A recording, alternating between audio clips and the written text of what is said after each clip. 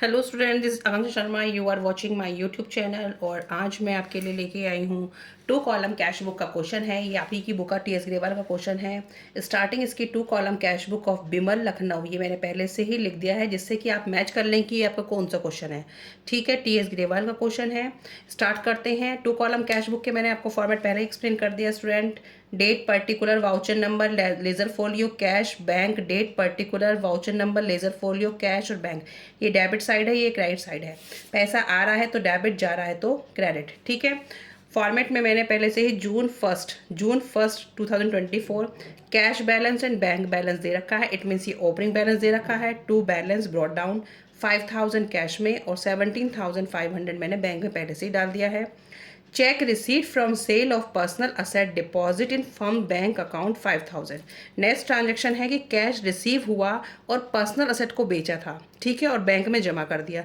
जब भी हम अपनी पर्सनल असेट को बेचते हैं और पैसे को अपने बिजनेस में लगा देते हैं तो हमारी कैपिटल अकाउंट बढ़ जाता है। ठीक है, कैपिटल बढ़ जाती है।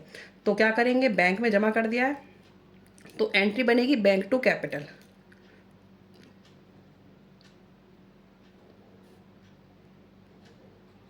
टू कैपिटल अकाउंट 5000 बैंक में जमा कर दिए। ठीक है, cheque received as advance against sale paid into bank 50,000। आपने चेक रिसीव किया है और चेक रिसीव किया अगेंस्ट सेल, लेकिन बैंक में सीधा का सीधा जमा कर दिया।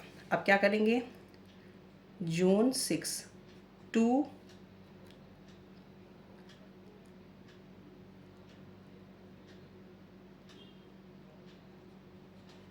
Sales account 50,000 paid to boss by check 12,500। June 7 by S boss 12,500 cheque के थ्रू पेमेंट किया है तो मैंने इधर लिख दिया है। ठीक है, और डिस्काउंट रिसीव को आप अलाउड, ये जो रिसीव्ड है इसको आप अवॉइड कर देंगे। ठीक है, वेजेस पेड इन कैश पे कर रहे हो तो इधर आ जाएगा जून 9 बाय वेजेस अकाउंट। कैश में से किया है तो 3000 कैश में से जाएंगे। Receive a cheque from A Mukherjee and sent into bank 6000। Cheque receive हुआ और बैंक में डिपॉजिट भी कर दिया। ठीक है, और किससे हुआ है, ए मुखर्जी से हुआ है। जून 20 टू ए मुखर्जी, कितना है 6000। ड्रॉन फ्रॉम बैंक 5000, पैसा निकाला गया है बैंक से तो जून 21 टू बैंक अकाउंट 5000 कैश में, ये आपकी कॉन्ट्रा एंट्री बन जाएगी। और जून 21 बाय कैश अकाउंट, तो बैंक से क्या कर देंगे, 5000 कम कर देंगे। ठीक है, पैसा निकाला गया बैंक से तो कैश में तो डेबिट हो जाएगा और बैंक से क्रेडिट हो जाएगा, लेकिन अपोजिट साइड से पेड सैलरीज इन कैश तो जून 29 by salary account 4000। Sold goods in cash and bank the same 8000। माल बेचा गया कैश में लेकिन सेम डे ही डिपॉजिट कर दिया है बैंक में। ठीक है, तो सीधा ही हम क्या करेंगे अब, जून 30 टू सेल्स अकाउंट, सीधे मैंने एक ही एंट्री बना दी, कंफ्यूज होने की जरूरत नहीं है 8000, क्योंकि इसकी 2 एंट्री भी बन सकती हैं, लेकिन आप कंफ्यूज होने की बिल्कुल भी जरूरत नहीं है। आपने कोई माल बेचा कैश में तो पहले एंट्री क्या हो जाएगी, कैश को, इसकी 2 एंट्री पास करनी पड़ेंगी, cash to cash account debit to sales. फिर क्या करेंगे आप, सीधा बैंक में जमा कर दिया, bank account debit to cash.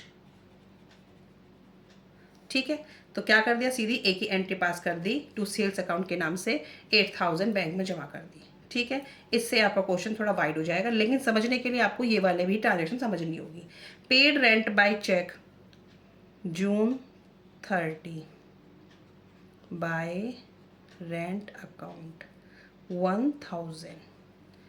ठीक है, अब आप इसका क्या कर लेंगे, कैलकुलेशन कर लेंगे। जून 30 हो गई है, बाय बैलेंस कैरी डाउन, इसका टोटल आएगा 10,000, 10 में 7, 3,000 तो इसका आ गया। ठीक है, अब इसका टोटल कर लेंगे। इसका टोटल आ रहा था मेरा 86,500 और उसमें से इसको माइनस करेंगे तो मेरा आ रहा था 68,000। ठीक है, अब आप इसको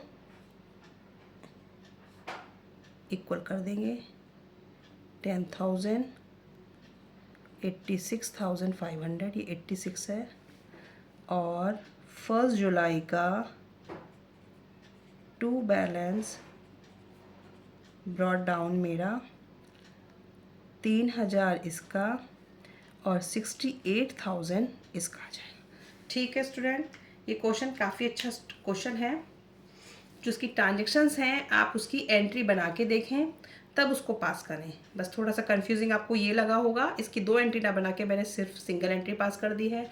एंट्री पास करने के लिए मुझे एक जून 20 की थी, मैं इसकी भी 2 एंट्री पास कर सकती थी। रिसीव ए चेक हुआ, चेक रिसीव हुआ है। जब भी हमें चेक रिसीव होता है और सेम डे डिपॉजिट नहीं होता तो हम एंट्री बनाते चेक इन हैंड टू ए मुखर्जी, और सीधा बैंक में जमा कर दिया है तो फिर क्या होती, cheque in hand bank to cheque in hand, तो ये एंट्री पास होती।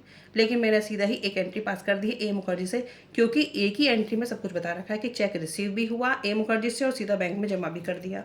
तो ए मुखर्जी से हमें चेक रिसीव हुआ, उसे हमने जमा कर दिया।